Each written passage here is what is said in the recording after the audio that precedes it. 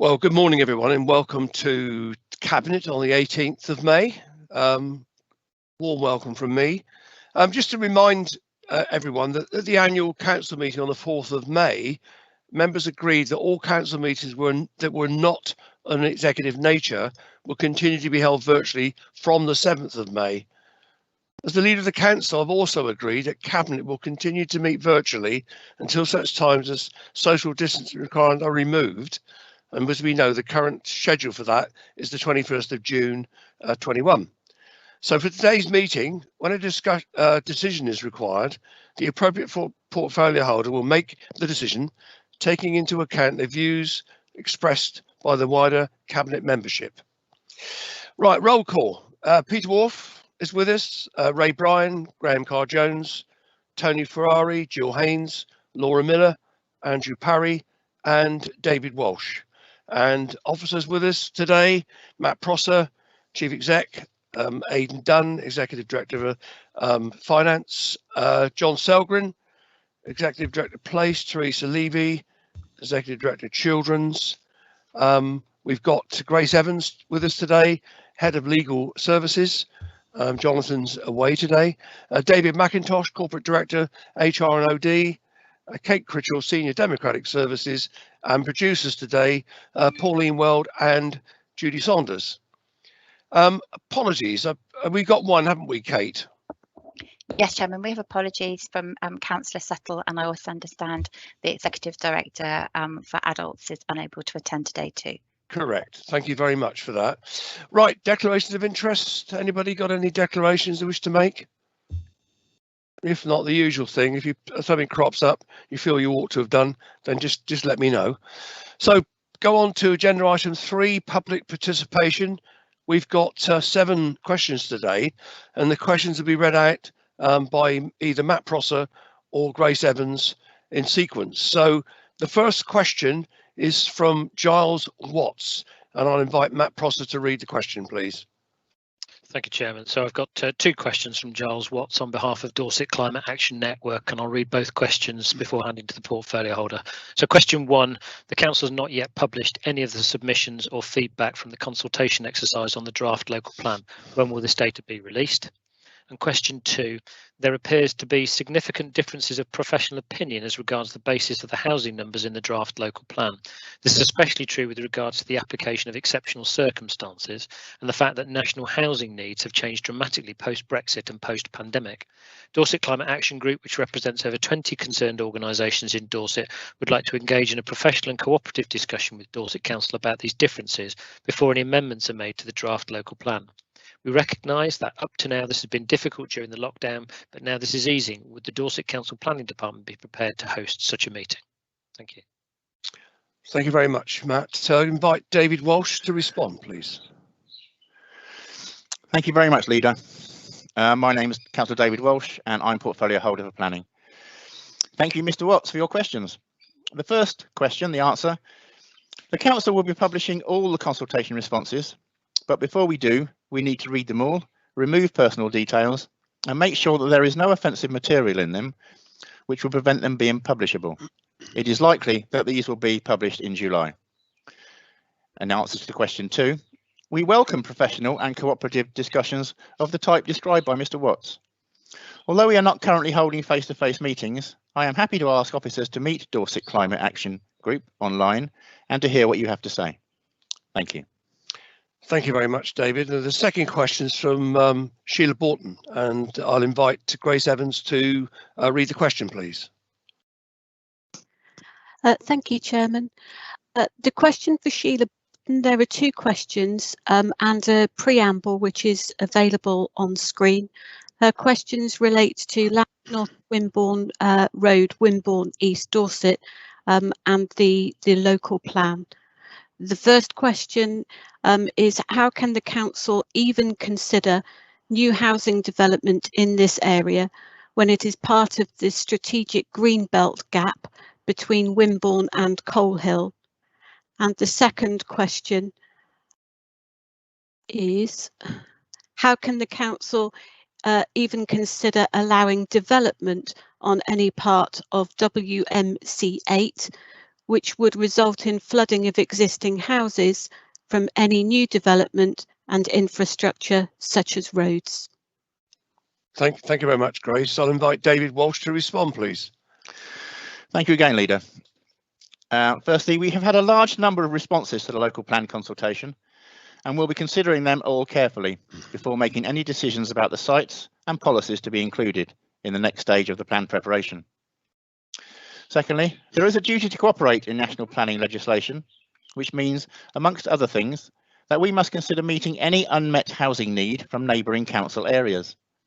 But we will continue to work with neighbouring council areas to understand the extent of any unmet need and to assess whether we can have the capacity to take all or just some of it. Thank you. Thank you very much, David. The next question's from Mike Allen. I'll invite Matt Prosser to read the question, please. Thank you, Chairman. And again, there's a preamble from Mike Allen, which is shown on screen in front of you around the context of the draft local plan and the government housing target of over 30,000 homes. Mr. Allen's question is, in view of these controversies, which are set out in his preamble, how confident is the Council that adopting the 2014 standard method in the local plan without question or modification will lead to a sound plan that balances properly the local need for houses in the next decades against protection of Dorset's cherished countryside and green spaces? Thank you. I'll invite David Walsh to respond, please. Thank you again, Leader. Linking with the previous question, the Council has consulted on a draft local plan to help us understand everyone's views, and we are very grateful for the large number of responses that we have received. We have not yet made any decisions about the approach that we will take in the final plan, and will take all comments into account, alongside the requirements set out in national policy to ensure a sound plan. Thank you. Thank you very much, David. Now we've got, I think, two questions from Karen Tippins. I'll invite Grace Evans to read them, please. So the first question is, why has Dorset Council released Section 106 funding to Shaftesbury Town Council for a 3G football pitch project without proof of a council resolution and without proof that this Section 106 money was not needed to be spent on what was originally stated in the Section 106 agreement? And the second question is, most of the Section 106 money contributions from Shaftesbury relate to providing infrastructure and facility provisions for the new residents of Shaftesbury, based on the Town Council's current track record of being exclusive and neglecting the east of Shaftesbury. What measures is Dorset Council going to take to ensure that Section 106 money is spent accordingly and that the people of east of Shaftesbury receive the facilities that they were promised when they moved into this town? Thank you very much, Grace. I'll invite David Walsh to respond, please.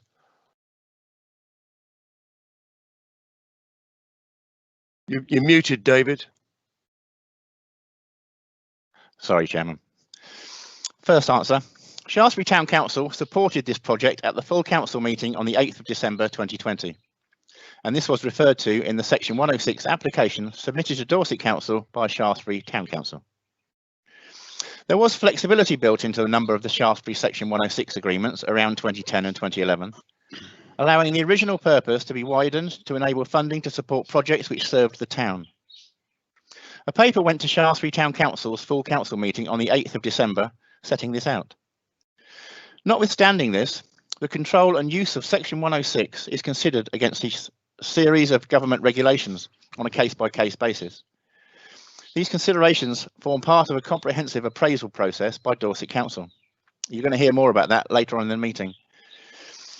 And the response to question 2, the report being considered by Cabinet sets out a protocol for planning obligation funding allocations for community schemes.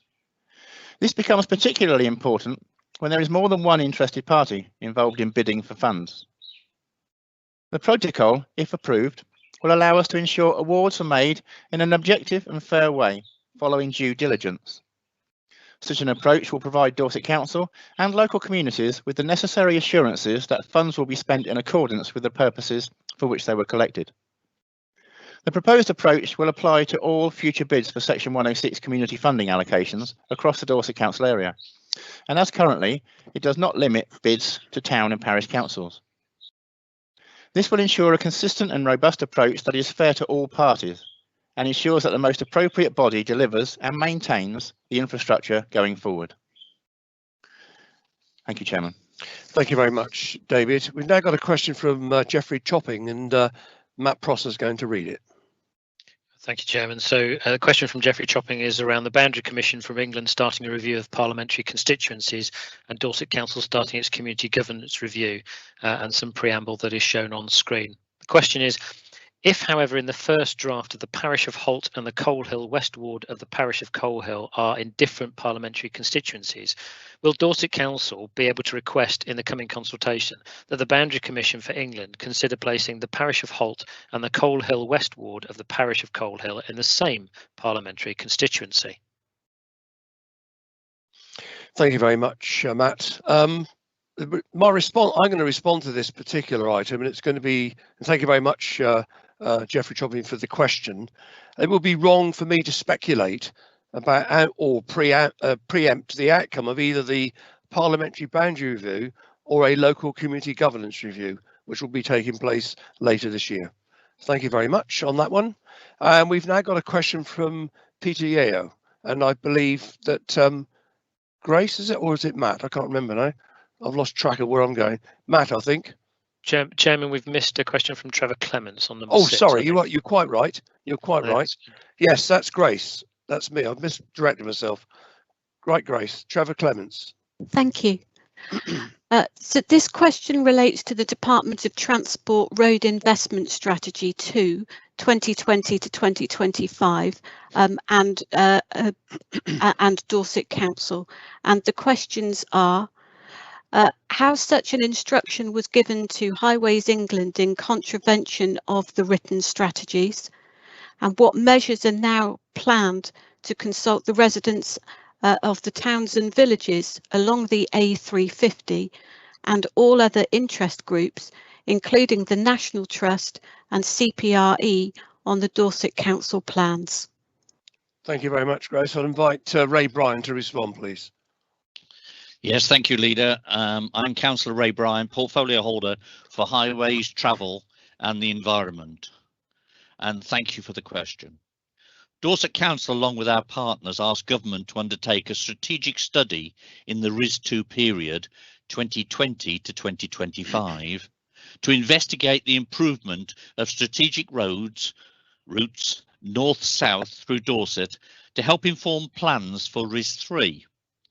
We are keeping an open mind, and we're now working with the Department for Transport, Highways England and other authorities and stakeholders on the study to look into all options. These will include the A37, the A350, the A338 and A34 improvements, as well as potential new routes. The environmental issues across Dorset are well known by the Council, Department for Transport and Highways England. The value for money and ability to deliver improvements will be an important consideration in the development of any strategy. Dorset Council is also working with the Western Gateway subnational transport body partners on road and rail corridor improvement studies across the region, east to west and north to south, to identify improvements that the STB can bid to Government for funding. Consultation timetables for each study will be set by Highways England and the Western Gateway STB accordingly. Thank you. Thank you very much, Ray. And the last question is from Peter Yeo. I'm going to ask Matt Prosser to read the question, please. Thank you very much, Chairman. The question is from the directors of the Manpits Lane Community Land Trust CIC in Shaftesbury, written by Councillor Peter Yeo. And they're a community land trust and a community interest company that formed in July 2020 so that they can take control of some undeveloped Persimmon Homes owned Section 106 community land in its associated Section 106 funds. There's a significant preamble around this, around the setup and the background and the issues, but I'll go to the question, which is at the bottom. Relating to an item on the agenda today, having read the current proposed policy, It does not seem to mention the ability of Section 106 land to be transferred to community land trusts. It only mentions Section 106 funding. Can you please clarify this point and also include Section 106 land transfers? Thank you, Chairman. Thank you very much, Matt. I'll invite David Walsh to respond, please. Thank you very much, Leader, and thank you, Councillor Yeo, for your question. Yes, the protocol applies to any obligation within a Section 106 agreement as appropriate. So it would apply to the transfer of land or other assets as well as funds. Thank you. Thank you very much, David. We move on to agenda item 4, which is questions from members. We've got one question today from Councillor Mike Parks on behalf of the Ferndown councillors, and I'll invite him to speak, please. Mike. Thank you, Leader. As you're aware, this is a joint question submitted by the Ferndown and West Parley councillors. So that's myself, Kathy Lugg, Rod Adkins, Julie Robinson and Andrew Parry. Like many other towns in Dorset and further afield, the town centre in Ferndown has seen significant decline in recent years, resulting in multiple empty units and a further influx of charity shops and other businesses that bring little benefit to the local economy.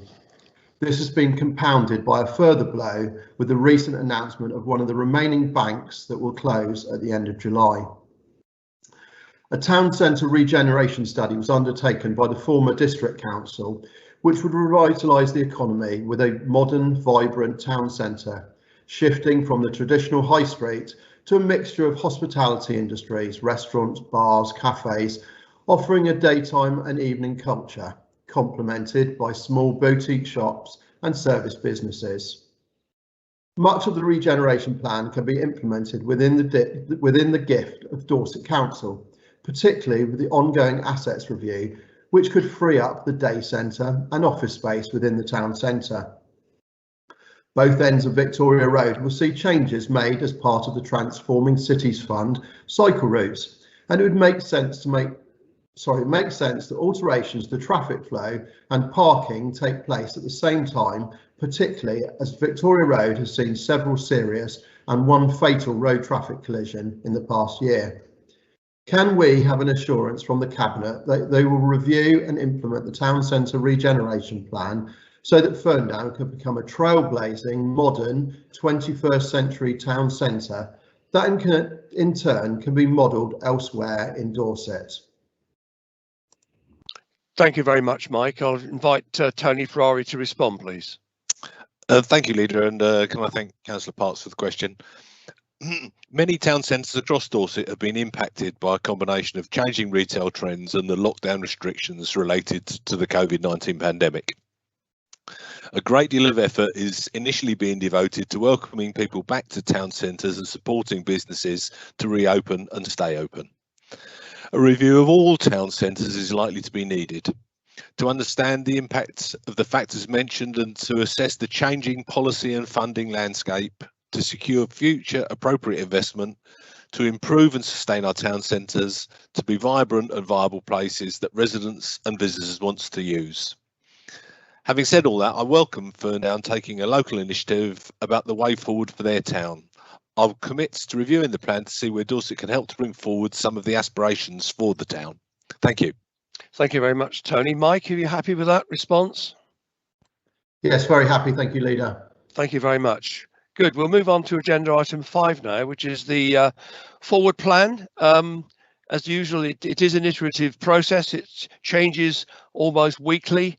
You'll note that the meeting of the 22nd of June will be a particularly busy meeting. There's a lot of items on that agenda. Beyond that, piece of work to be done by Cabinet colleagues and officers to populate the forward plan. But I'm sure when we see the next one, there'll be quite a bit of substantive work to be done beyond the meeting of the 22nd of June. So colleagues, can we accept the forward plan as presented? Noted? Noted. Agreed. Accept. Yeah. Thank you very much. Move on to agenda item 6 now, is the annual Children's Service Self-Evaluation Framework. And I'll invite Andrew Parry to speak to the report, please. Thank you, Leader. I'm Councillor Andrew Parry. I'm Dorset Council's Cabinet member responsible for children, education, skills and early health. The reason for today's recommendation The requirement to produce an annual self-evaluation is part of the Ofsted inspection framework of children's services. The report is intended to enable Cabinet to understand areas of strength and areas for development. In presenting the report, I feel it would be appropriate to start by thanking and acknowledging everyone who has been involved in supporting our children and young people over the last year throughout the pandemic, particularly when you consider we have had to comply with over 300 pieces of guidance and policy changes. As the report clearly demonstrates, progress on many fronts has been made across children's services, and new and creative ways of working have given the opportunities to flourish. From the way we address safeguarding issues at the front door via the CHAD, to supporting and engaging with young people in activities like the Summer in Dorset initiative, there is much to be applauded. For example, in the timeliness of initial child protection conferences, with a dramatic improvement from just 61% to 93% by May 2020. The improvement has been sustained, and currently we are tracking at 96%, which is outperforming national and good and outstanding comparator averages. I'd like to turn to the matter of unregistered children's homes for under 16s. This is an area that has challenged many local authorities, including Dorset. We have been very clear we must do everything we can to prevent the use of such placements. But a critical lack of capacity and quality of provision has been a challenge. But it is pleasing to read in the report that we currently have no young people under the age of 16 in unregistered placements. Cabinet will be aware that we are moving at pace to expand our own provision, in addition to working with other providers to address our sufficiency requirements. We are also undertaking considerable amount of work to ensure that fewer children will be coming into the care of the local authority by effective early intervention.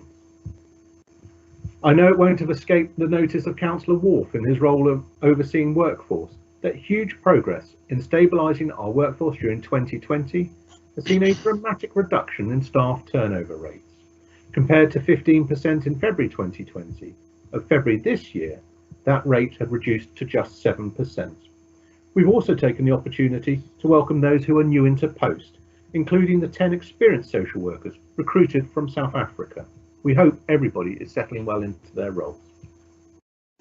The increase in capacity within children's services has enabled us to deliver the desired decrease in our social work team's average caseload.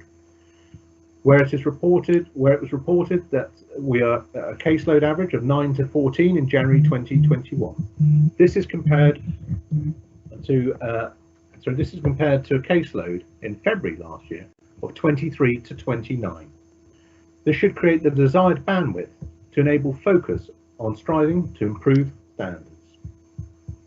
But the report does also recognise that there is still much to do where concerns remain. For example, in areas such as health assessments, we must continue in our quest to work with partners to resolve these issues. Chairman, as you can see, this is a comprehensive report. In recent years, Children's Services has seen many challenges, so I hope a report that demonstrates our belief in investing in Dorset children and young people and our commitment to delivering services in a new and better way is making very good progress at pace and will be welcomed by Cabinet. I do, of course, welcome questions, and I know that we have colleagues and officers available to provide professional comment operationally. And there is a recommendation that Cabinet is asked to consider and note the content of the annual self-evaluation of children's services before it goes ahead to Council. Thank you. Thank you. Thanks very much, Andrew. Before I open it up to Cabinet for comments, opportunity for non-Cabinet colleagues to put a request to speak in the chat bar, and I note there is one already. I will give you the opportunity to speak, but just as I say, just use the RTS in the chat bar. Jill Taylor. Thank you, Leader. I'm speaking as the chair of People and Health Scrutiny Committee. Could I say that I'm quite saddened that the report, we'd had a really good debate on this at People and Health Scrutiny, and can I just say that I'm quite saddened that the report from our committee was not included in the papers, that it's just included in the background papers. And in a 400-page agenda, I think it's fairly unlikely that any members will be clicking on the link to see what was said at People and Health Scrutiny. If I can just point out, as I say, we had a very long and very in-depth debate about this paper on the 20th of April, if I remember right. The one area of concern that we did have was that an awful lot of the work that is being done within children's services appears to be based on a lot of short-term funding, and we were concerned about the impact of that on some of the services that are being provided. It obviously causes problems from a staffing point of view, but it would have an impact on the young people that we're supporting. Overall, we were very pleased with the report. We thought it was an excellent report, and we were very keen to support it. But we have asked for oversight of the performance management of it, which we will be doing through our performance management structure. Thank you. Thank you very much, Jill. Andrew, do you want to come back? Leader, my grateful thanks to Councillor Taylor and the members of the committee who did examine the report, and I do hope that people will take the opportunity to read the feedback that was provided in that. I do believe that Teresa Levy, as Executive Director for People Children, would also like to comment. Yes, please, Teresa. Thank you, Chair. Thank you, Councillor, and absolutely the scrutiny committee debate was really helpful, a really rich debate about the level of complexity, as you quite rightly understand within that self-evaluation framework is described. And some of that complexity, you're right, is supported by 1 year additional grant funding that we're receiving around things like the supporting families piece. But I'm actually very pleased as a Director of Children's Services here in Dorset that we have seen significant permanent investment in early help. I think the level of ambition that's expressed across the council to ensure that early help really does turn around the lives of children, we can see deployed across the capacity of our early help staff and our special educational needs support staff within our Children's Services Department. We are absolutely delighted to have got to a point where we have almost permanent staff recruitment for the most difficult to recruit to post in the country of social workers and educational psychologists, and to have the workload there supportive to be able to, as I do like the phrase, Councillor Parry, that bandwidth of expectations, so we can be confident our staff have the capacity to deliver the work they really want to deliver with our families. So yes, we have got some short-term funding. We always appreciate that. It's a world of bidding at the moment, isn't it? But actually underneath and around all of that is also some really permanent longer-term funding around our early help approach. So thank you for your comment, and we look forward to continuing those conversations with you in board. Thank you, Teresa. I've got a question, RTS from Molly Rennie. Thank you very much. I thought Claire might have come in. I had a query and a question for clarity on page 57 around 3.6 domestic abuse, and understandably, and Claire's here, she might actually comment on it now. Understandably, the document is a document written for Ofsted and could not be changed at the time. But my concern was around the fact that it says during the lockdown, the first lockdown, there was an opening of 2 additional refuges. I know that you first, and as the provider, worked with huge agility under very, very difficult circumstances.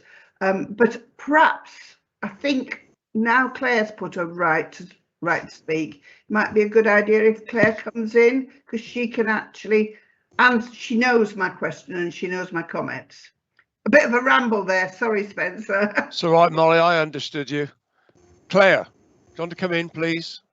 Yeah, thanks, Councillor Flower, and thanks, Councillor Rennie. You got in before me. I was plan and to have a conversation about this. So this document is written to be able to submit to Ofsted within good time, and as ever things change since the time of writing and through to now. And one of the conversations we were having was around the different types of support that we provided around domestic abuse. So there has been a change overall in refuge provision within Dorset during the period of COVID and since the time of writing of this document. So we know that the numbers of people coming forward and requesting accommodation-based support through refuges really reduced during the pandemic, and commissioners were working really hard alongside our commission service provider to think through what's the best way to support people with domestic abuse issues during that time.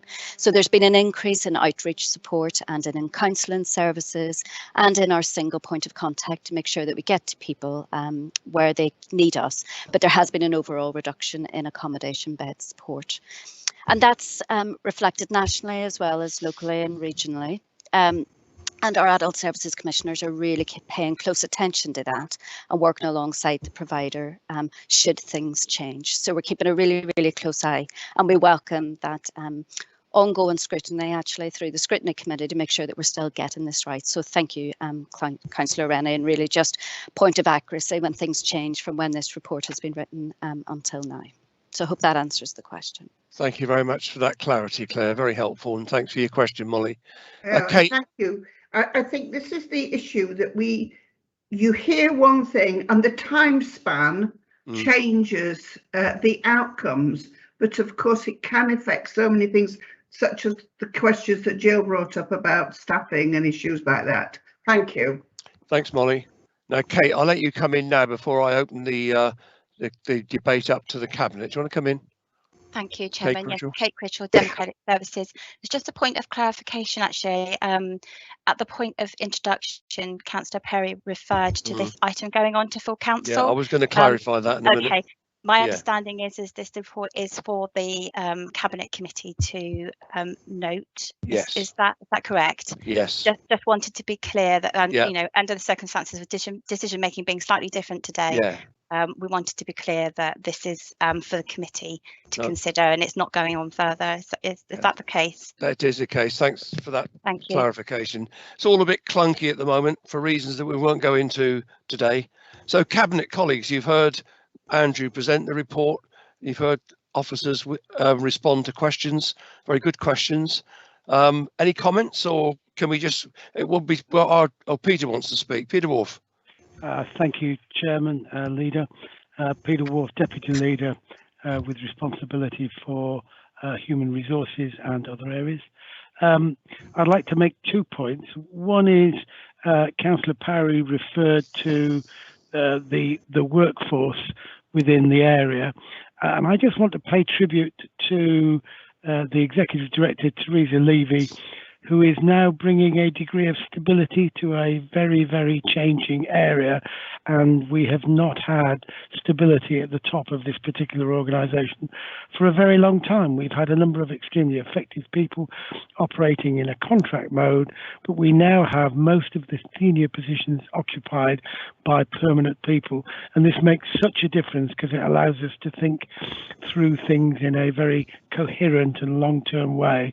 And certainly the staff, in my opinion, are getting to grips with what is a very, very complex area. And so well done for that. Still loads of issues to be challenged, but I'm very pleased with the stability that this area now appears to be getting within itself. The second thing is I wanted to just add a note of clarification to a point that Councillor Jill Taylor raised. If any members of the public are listening, performance leadership is a mechanism we have for producing regular metrics on the performance of individual areas to try and identify anything that is going off track. This is groundbreaking and will allow scrutiny and Cabinet to review areas and to concentrate on those issues that are not performing to our expectation, and therefore not spend time looking at things that are where we want them to be, and try and identify where we are concerned about things and work out how we can get back onto track.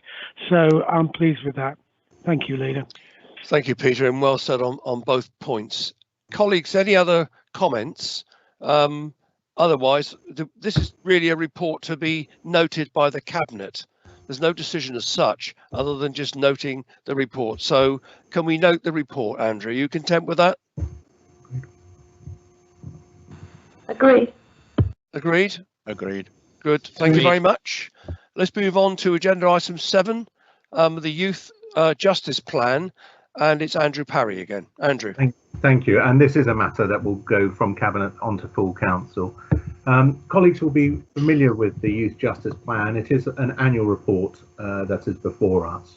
And David Webb, who is the author of the report, will be available, I'm sure, to answer questions along with other colleagues. But important to remember that the Youth Justice Service is a pan-Dorset service. It combines engagement with a number of partners, not just the local authorities, and input and funding required accordingly. But I would rather unusually like to take the opportunity in presenting this report to talk about a couple of things that I feel need to be resolved on a national platform. And I make it very clear today that one of those I feel that needs to be addressed is the age of criminal responsibility, which for generations has sat at the age of 10. Primary school children can be held criminally responsible, and it is long overdue that needs to be revised, and I hope our members of Parliament will be aware of that, and we will see a change of direction in that respect. I would also like to make comment that I would like to see further legislation come forward on the national level that would see a reduction in the number of people identified as being from either a looked after child in the care of the local authorities or special educational needs, who are in our criminal justice system and are far too prevalent in the population of our prisons. Yes, we need to keep our communities safe, but we need to do everything we can to ensure that where possible, our looked after children and those with special educational needs remain outside of the criminal justice system and help get the support they need to prevent their behaviours becoming engaged in the services of the courts. I would also like to say that I do of course welcome a new Police and Crime Commissioner to Dorset. I thank Martin Underhill for his service to the county previously, but in welcoming David Sidwick, I hope to establish a very early meeting with him so that we can review his priorities and understand better what he hopes to achieve for our children and young people in Dorset in his time as the Police and Crime Commissioner. The report today does have a bearing for Cabinet and Council, and it says, in light of the views expressed by Cabinet after we have debated this, the recommendation for the Youth Justice Plan to be considered by full council for adoption.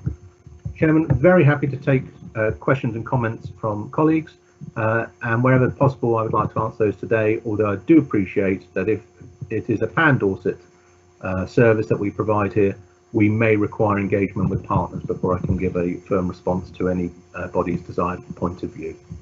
Thank you very much, Andrew. I don't see any requests to speak in the chat bar. I've got one now. Les Fry. Morning, Les. Morning, Chair. Morning, everybody. I welcome this report and note the very good work that the Dorset Youth Justice Panel does and the team behind it, having seen firsthand the work that you do. You got mute, Les. Technology for you. I did unmute. Can you hear me now? Yes. I welcome this report and all the good work that goes on behind it and the teams working so hard for Dorset and our young people. The one thing that is missing in there is the interaction with youth centres and youth clubs across Dorset. They are our eyes and ears and the early intervention with young people. I note the thing we're trying to stop young people in their first intervention with the Youth Justice Panel and the Youth Justice System.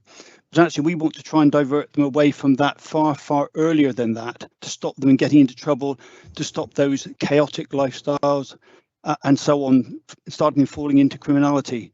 So I would like to just build that into this plan, the work with the youth centres, support them in many ways, not only financially, which we did recently with some money going to youth centres.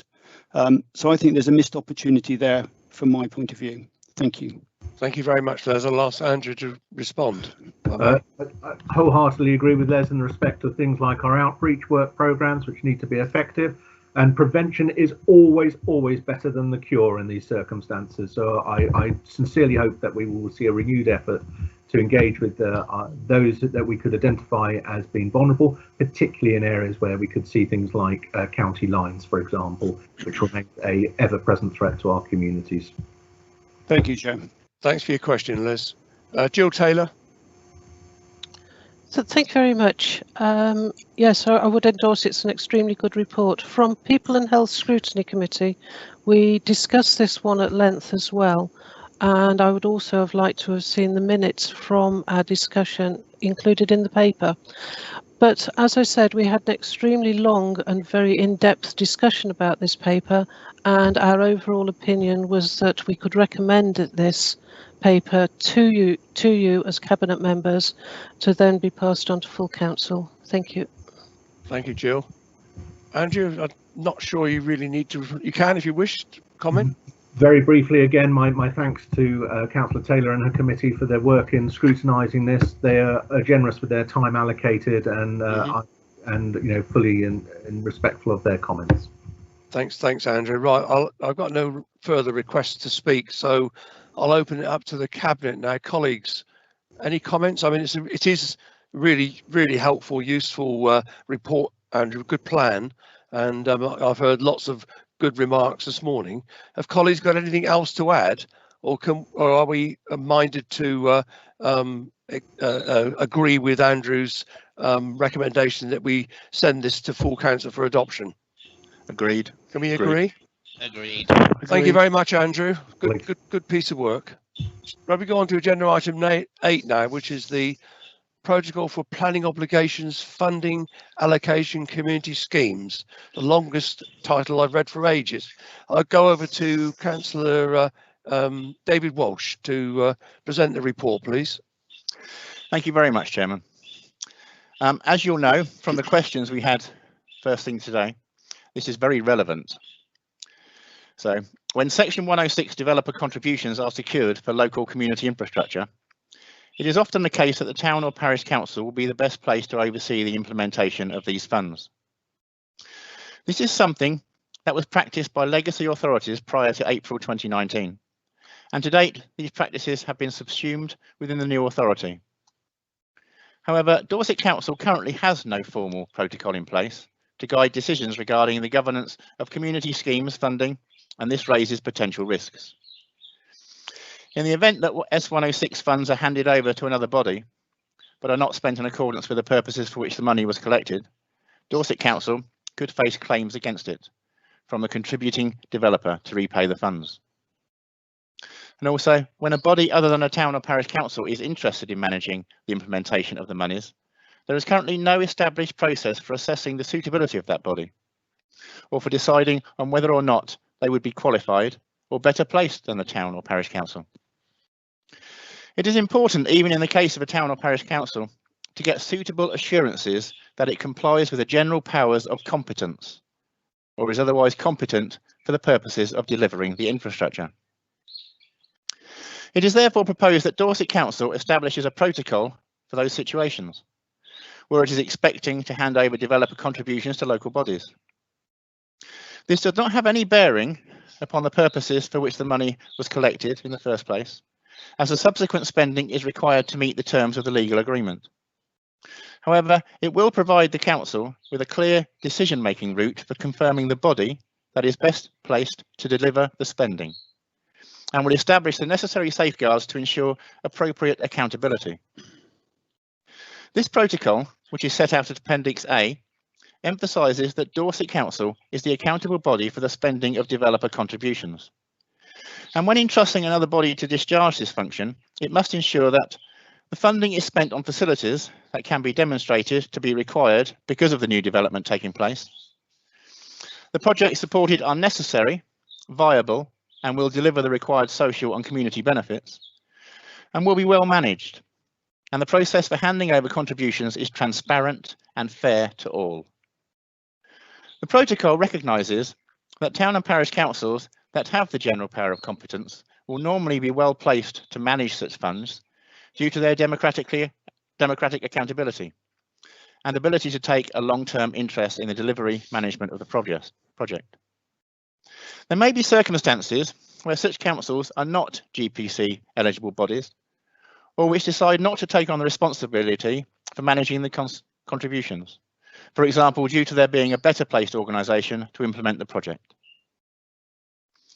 Other not fit-for-profit organisations may bid to manage the funds, subject to being able to demonstrate they have a general power of competence, and otherwise able to offer assurances about their suitability for the role. The recipient body will be required to enter into an agreement with the Dorset Council to confirm that the money will be spent in accordance with the purposes for which it was collected, and where unspent, liability for returning the funds will rest with the recipient body. Thank you, Chairman. Thank you very much, David, for that. I can't see any requests to speak in the chat bar, so I'm going to move on. I don't see anything. I'm going to open it up to Cabinet colleagues now. Anybody wish to comment on what David said so far? If not, I shall, because it's very comprehensive as always, David, I shall move forward for you to get it. I want you to get a minded view from colleagues, so I'm going to get you to set out the two aspects of your decision on which you will base your decision. So would you like to deal with those? Thank you very much, Leader. Yes, I will. Number one, the protocol for the award of planning obligations funding allocations to appropriate bodies be agreed.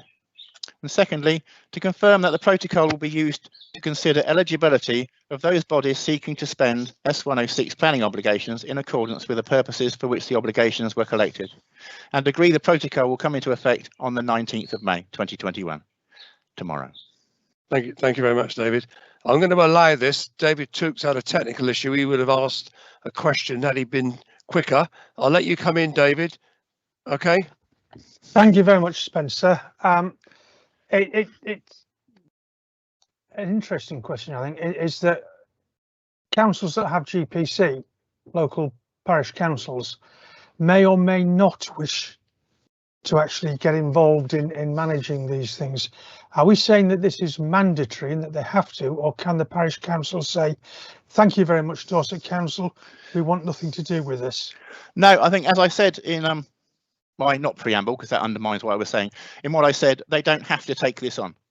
Right, they can pass it on to another body, or they don't have to take it. No. So thank you for that question and for the clarity. Thank you. Okay, thanks for that. Cabinet colleagues, having heard David's reasons for his decision, are you minded to support? Support. Support. Thank you very much, David, for that. We move on to agenda item 9 now. And there's recommendations from committees, and we've got two recommendations today. At agenda item 10, the Dorset Council Climate and Ecological Emergency Strategy, and I'll invite Ray Bryan to speak to this item. Ray? Thank you, Leader. I'm going to ask Kate if she'd bring up the first of just a few slides that I've got to help me through this. So, Kate, if you could. Can you go back one slide? Thank you very much indeed. Members, it seems an eternity since we first started talking about the climate change and the issues that we face, not just in Dorset area, but in the world. And I can't emphasize enough that this is a world issue, not an issue just for Dorset Council. Dorset Council decided in May 2019 to declare a climate emergency that was amended at a later meeting to include the word ecological. The report that we produced, which is the strategy and action plan, covers both of these areas and has had some minor amendments done to it after discussions with Councillor Brian Heatley, who was a member of the committee that looked at this, and I think the only stumbling block now on people being in agreement with this is shown on the next slide. Can I go to slide 2, please? Thank you. The area of concern for most people seems to revolve around the time that we achieve our carbon neutral situation. We took a long time discussing what our options were. A lot of people decided that they would go for a very early carbon neutral position. But as I've attended a number of meetings around the country, a lot of this is achieved by buying carbon credits, which I really do not believe in. I don't believe we should buy our way out of our responsibilities to achieve a date that we are happy with.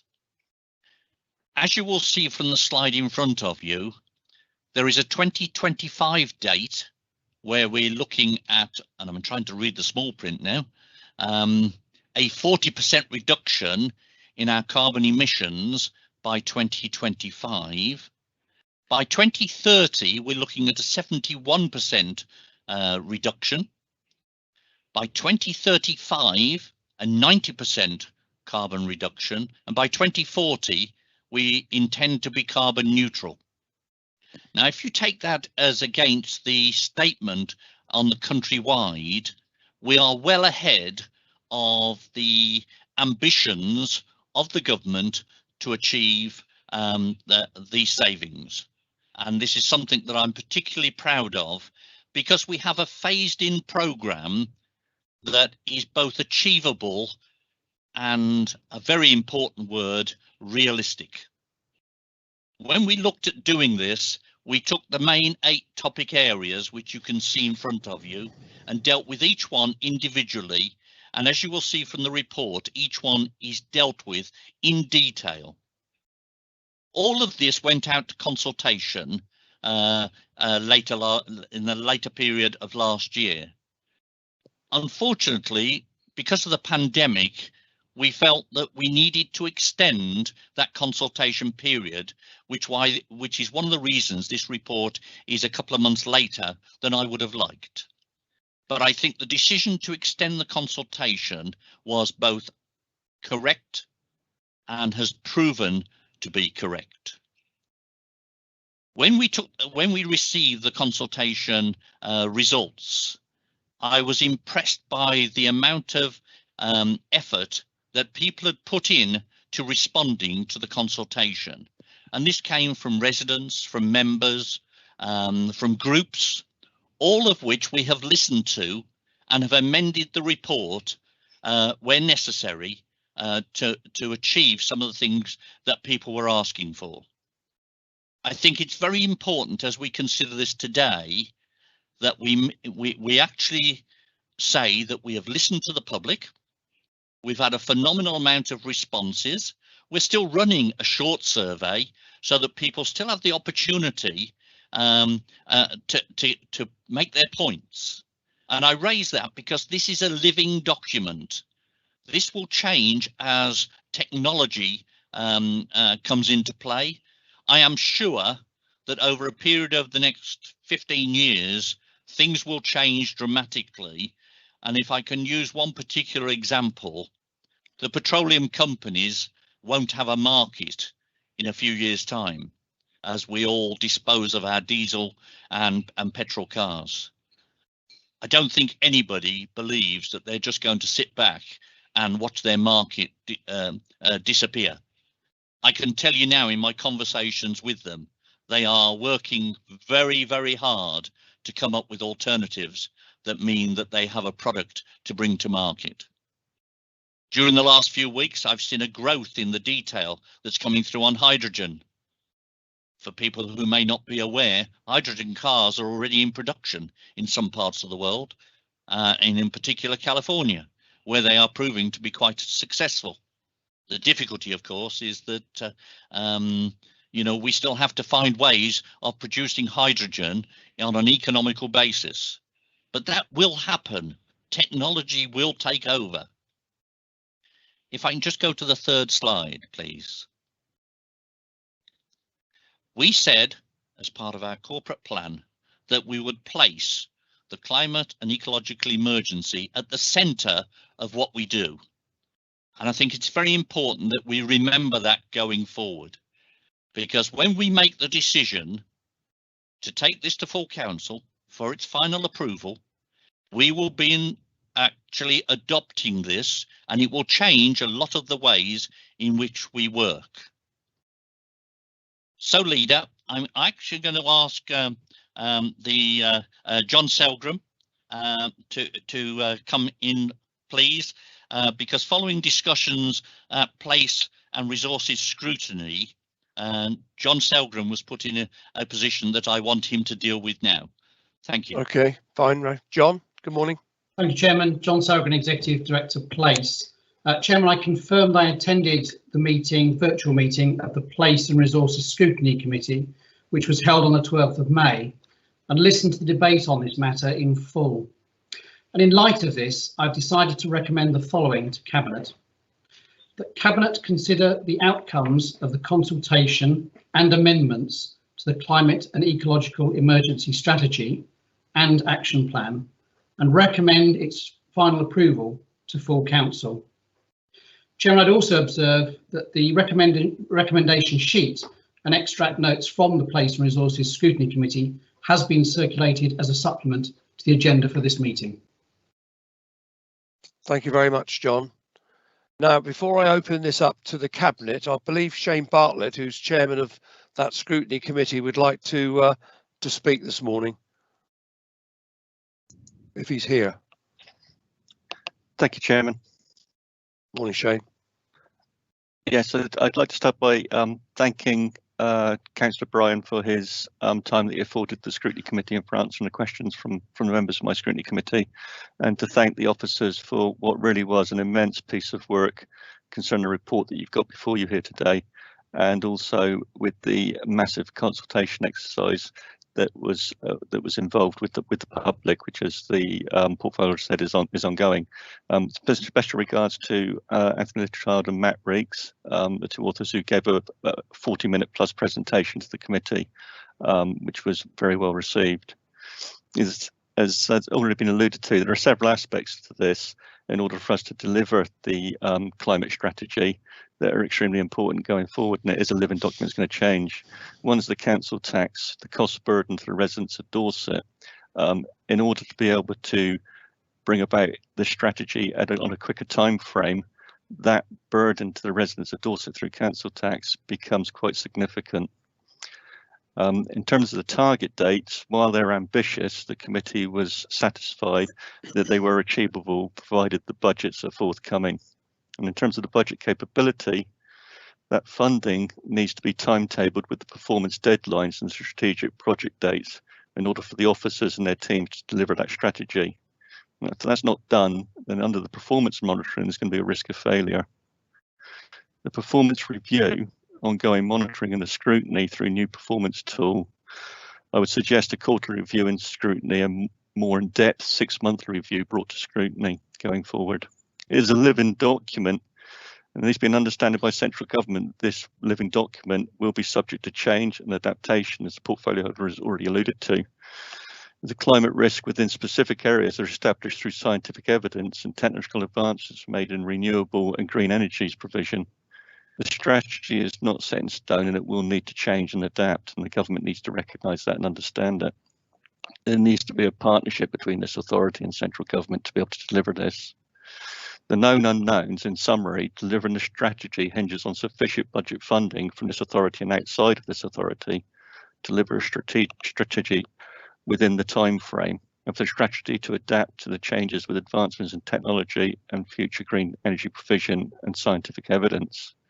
And lastly, Chairman, I'd like to thank my committee and the officers for all their input in the People and Resources Scrutiny Committee on the 12th of May. Thank you. Thank you very much, Shane. Any other non-cabinet member wishing to request to speak? If not, I'll open it up to the cabinet. Just a moment. I've got Brian Heatley. Brian.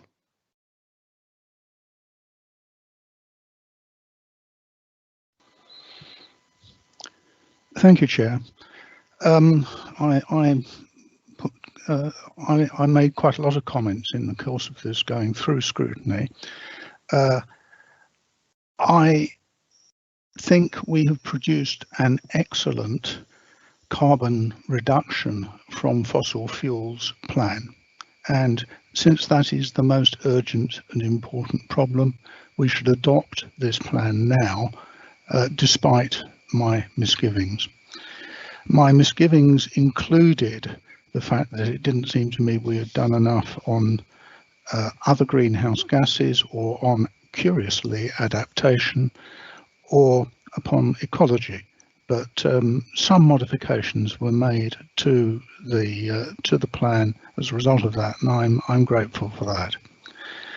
I remain the biggest single thing that the consultation suggested that those we consulted we might have got wrong is the degree of urgency and the targets. The target years are a very crude measure of that.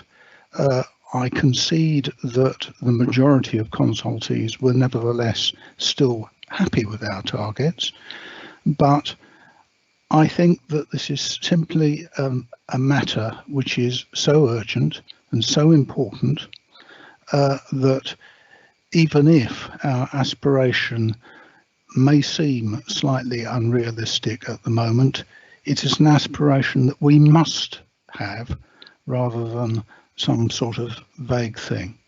The analogy I keep thinking of is the Prime Minister in 1940, Winston Churchill, when asked what was his aim, his war aim, said victory.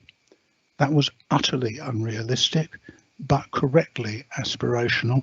And I think we do need a bit of that sort of spirit. Thank you. Thank you, Brian. I've got no other non-cabinet member wishing to speak, so I am going to open it up to the cabinet now. And David Walsh. Spencer, before you do that, could I just come back on a couple of points that Brian has raised? Yeah. Because I think it's important that we get some sort of clarity on this. First of all, can I thank Brian for attending meetings with both myself and Councillor Knocklacey. We had some very good talks. His input is highly valued by me, as is every other member of the council. We're listening to everybody, and that is an ongoing process. My concern will always be that we can't achieve something, and that's why when we set dates we made sure that we were realistic. And the one point I didn't raise that I should have done, of course, is that the report that we have produced, which Brian himself has said is a first-class report, and thank you for that, Brian, and I'm sure the officers appreciate your input on that, because they have worked their socks off to make this report both readable and also understandable. But sources tell me that when our reports went forward to the decision makers in London, they were so impressed, and I shall be mentioning this slightly in more detail later on, but the result was that we received 19 million from central government to help towards the cost of circa 130 million. That's a massive step forward, and I am absolutely confident that if we all work together, we can achieve dates that will be more to Brian's liking, but it will mean that somehow we need to raise the funding without having to ask the taxpayers to go into their pockets. And I think that is absolutely essential. Councillor Bartlett raised this in what he was saying. We have to understand that the taxpayer, if I don't secure the money from central government or other sources, the taxpayer will fund this bill. And as I say, I am confident that we can achieve a date of 2040, but my desire is the same as Brian's, and that's to make it earlier if possible. Thank you for the opportunity of speaking, Leader. Thank you, Ray. Good, nice bit of clarity in what you've just said. David Walsh. Thank you, Leader. Without going off piste, I would like to congratulate Councillor Brian and his EAP panel and the scrutiny committees because they have all done such a lot to bring all this together. And this is at a time when I was leading, obviously, on the local plan, and people said, no, consultation overload. People don't want to hear any more consultation. And as we've shown with the local plan and the climate change, people of Dorset came forward, made themselves known, made themselves heard. And I would like to congratulate also the people of Dorset, because they showed that they cared. They didn't sit there going consultation overload. They contributed to all of the work that we've been doing through the local plan and the climate plan. So I'd just like to thank everyone, Leader, as I do with my happy misdemeanor. Thank you very much. Thank you very much, David. Tony Ferrari. Thank you, Leader. Councillor Bryan stole a bit of my question in his interim answer. The point I was going to make was there is an external measure of the quality of our work here, and that is in central government. Central government look at the plans that are being developed by all of the councils across the country and put their money where their mouth is, because they choose which of the local authorities to back in terms of their carbon reduction plans, and they clearly back the ones that look like they're going to deliver the best value for money. Could Councillor Bryan tell me where Dorset ranks in the amount of money received from central government compared with other local authorities? Thank you. Thank you very much, Tony. Good question. Ray? Thank you, Councillor Ferrari. It's well known that the original amount of funding that was handed out on this project was £1 billion. As of the 7th of May, there's 338 public sector organisations that receive grants, 456 energy efficient heat decarbonisation projects with a current total value of 997 million, to be exact, 997,282,198 pounds has been handed out. The highest grant given to local government was to Greater Manchester Combined Authority with a total of 78 million, but they've got a population of 2.7 million, which if you average that against the head of population is £28 per head. Kent County Council were awarded circa 22 million with a population of 1.5 million at 14.66 per head. And Dorset Council, which was the third highest award to any local government, were awarded circa 19 million. We have a population of 376,480. I'm not sure whether that's this week, last week, or the week before, but that's the number I've picked up. And our average per head of money per head of population is £50.47p. And I'm sure everybody will agree that this is a fantastic result for Dorset Council, who, let me add, is 2 years old. And we've had a pandemic in the middle. And I think it's a fantastic success story. And thank you for the question, Tony. Thank you very much, Ray. I know how passionate you are about this topic, rightly so. Massive amount of work by you and many, many others that you've mentioned. Any other Cabinet colleague wishing to speak on this topic? If not, I will reflect on what John Selgren said earlier, Ray, and this is your moment here. You've heard what John said. That supports your decision, I believe, and provided, and if you say yes to that, I'll ask the Cabinet if they're minded to support you. Yes, thank you, Leader. In the light of the views expressed by the Cabinet today, I recommend that the Dorset Council Climate and Ecological Emergency Strategy be considered by full Council for adoption. Are you minded to agree, Cabinet? Agreed. Agreed. Thank you very much. We move on to the agenda item 11, which is the Dorset Culture Strategy, and invite Jill Haynes to present the report. Jill. Good morning, everybody. I'm Jill Haynes. I have the portfolio for Community and Customer Services. I'm pleased to present this cultural strategy, which is the beginning of a piece of work to develop cultural activities in the Dorset Council area. This is not a top-down situation with Dorset Council telling organisations what to do. Rather, Dorset Council is here to aid and support the sector, develop and grow. The strategy is, as the paper says, a starting point to promote and secure inward investment. And currently, Dorset Council provides £600,000 of annual grant funding to a wide variety of organisations, but this enables them to leverage in external funding between 2019 and 2021 of about £7.5 million of investment, which came from South West Arts Council. And over £87 million has come into Dorset for the cultural activities from external sources in the past 5 years. And obviously this has a very big impact on the local economy. The strategy has been developed in conjunction with the Arts Development Company and a large and diverse number of consultees, which are shown in both Appendix 2, 3 and 4. And I'm also very grateful to the working group that was set up by the People and Health Overview Committee and the Overview Committee itself for reviewing the report and assisting with it going forward. The ambition is to grow a cultural compact, a cross-sector partnership based on the DCMS and Arts Council England model. This goes much wider than just the cultural sector, but brings in health, education, sport, as well as local businesses and local communities. And it will help make a coordinated approach across our local cultural sector and bring with it lasting social and economic benefits to help enhance people's lives. This is a living document and it will grow and change.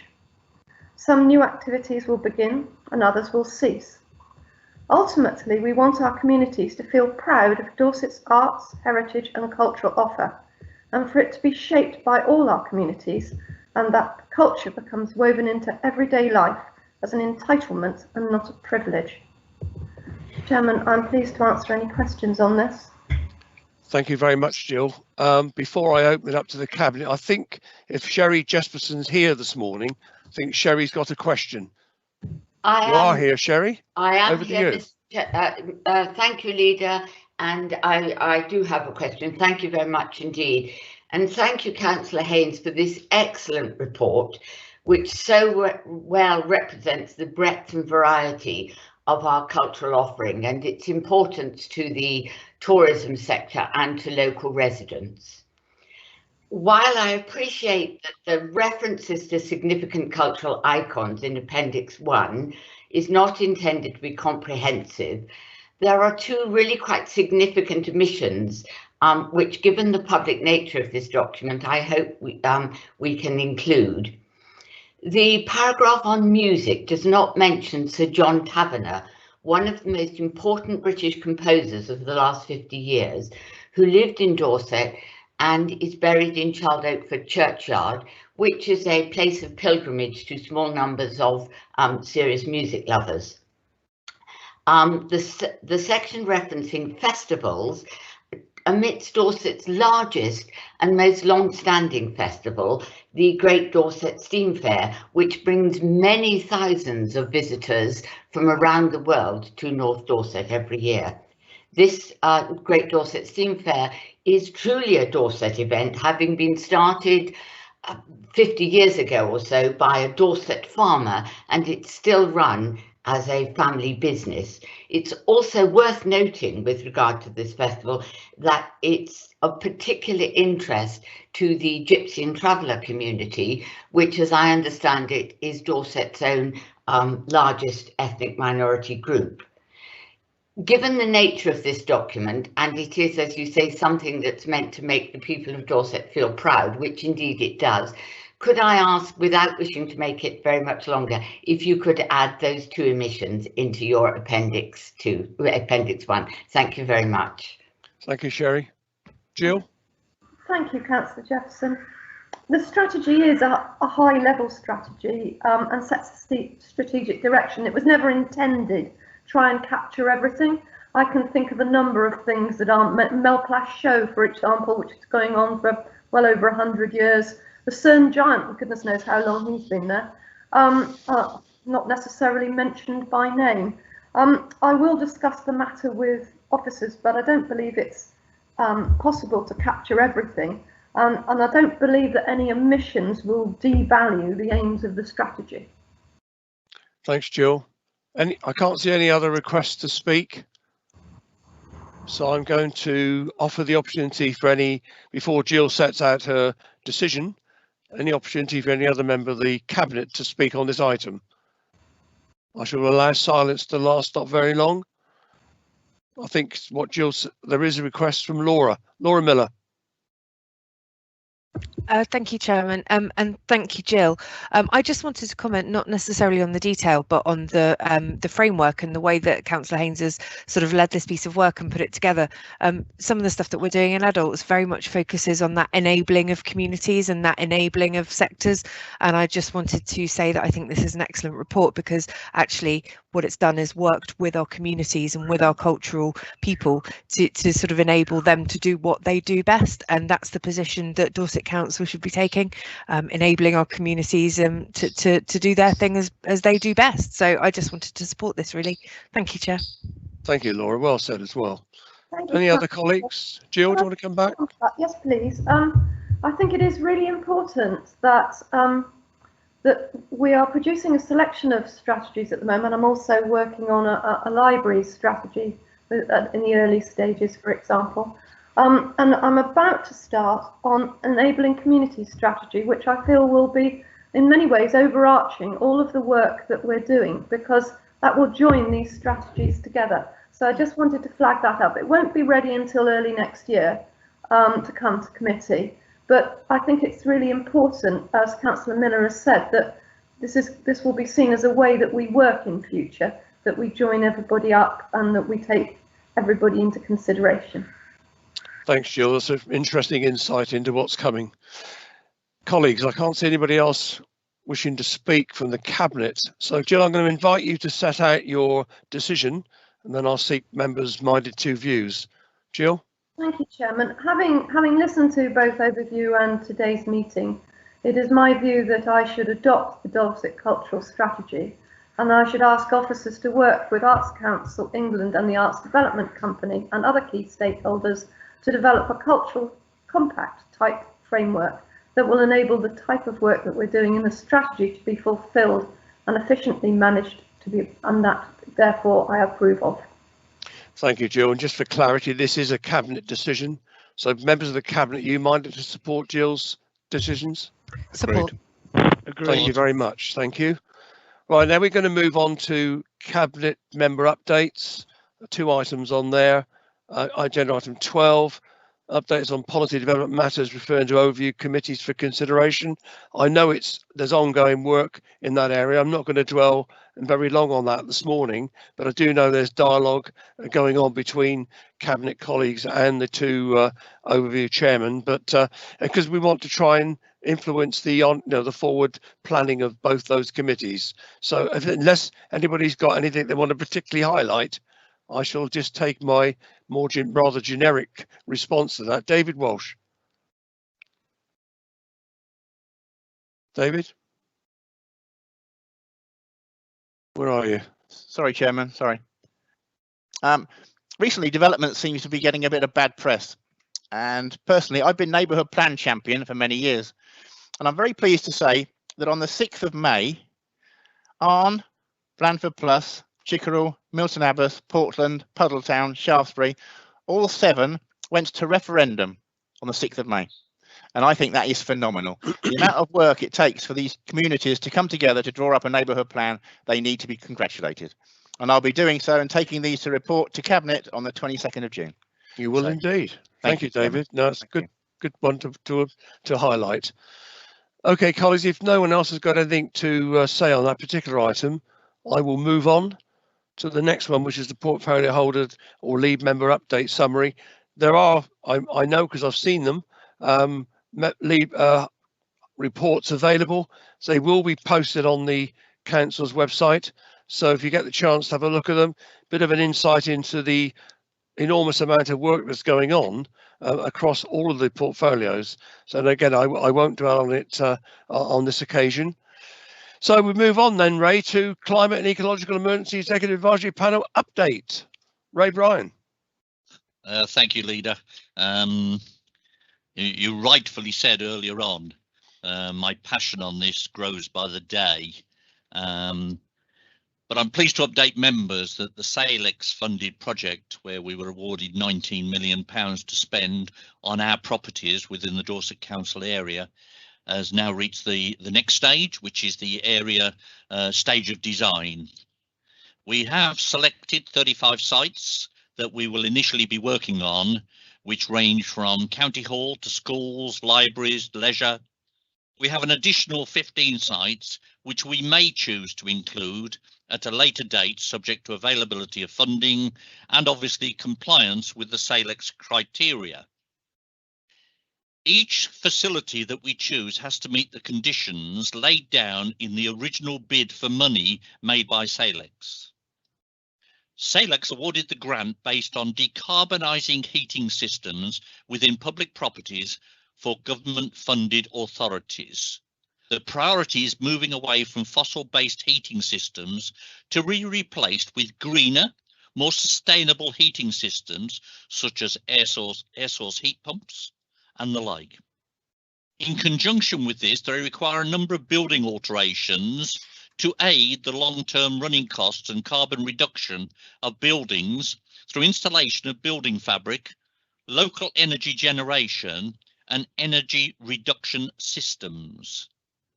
The SAILEX criteria is quite clear: decarbonisation of heating systems, installation of carbon reduction technologies, installation of local energy production, i.e. solar panels, technologies that would aid the above. Budget criteria is £500 per carbon tonne reduction for the lifetime of technology for the whole project. As part of this funding, which I've already said was £1 billion, the local government areas across the UK have benefited from this scheme. But this includes both local councils and NHS providers. And I think it's important to state that it wasn't just for local councils, the £1 billion, it was for other areas such as the hospitals and the rest of the NHS to get some help in what is a massive challenge for all of us in attempting to become carbon neutral at the earliest possible time. I want to add some bits that people don't seem to be aware of, which I find quite upsetting. In addition, since we declared our climate and ecological emergency, we have provided local businesses with financial support via our low carbon Dorset team, which by the end of the programme in December 2022 will total 16.5 million. Again, no small feat, and all this is happening whilst we still deal with something called a pandemic. Under business as usual, we changed to 100% green energy, which includes both gas and electricity supply. This is for supplies to DC-owned properties, which include schools, libraries, leisure centres, etc. We have already started to replace tools, vehicles and plant where possible with battery-powered options. We are currently analysing new vehicles via our fleet replacement programme, ready to place orders when they reach their replacement date. We have installed a number of EV charging, and this will grow over the next few years. In conjunction with some of our suppliers, like Hanson's, our main contractor for highways, they have invested money in producing low carbon method for road repairs, and I thank Hanson's for that. Because it helps us again achieve what we want to achieve in this area. Due to the change in which we work, we will have been analysing the savings on carbon emissions of working from home. In the highways, every meeting I attend, I get a report from one of the team members which tells me how much carbon emissions we save at each meeting by not attending. And this is something that I'm looking forward to be adopted across all council areas. It's a fantastic report which gives tremendous enthusiasm to changing the way we work. When all this started, we could have taken the same option as other councils and bought carbon credits. This we discounted at a very early stage. I've already said climate change has been placed at the very centre of our corporate plans. We've run a very detailed consultation, which we extended due to the pandemic. I have to mention our PR team have made sure that we contact as many residents as we can to get their feelings, and my congratulations to Jen and James and the rest of the team for the work they've put in on this and what they have managed to achieve. This is ongoing. This isn't just for last week, the week before. This is for next week and the months ahead.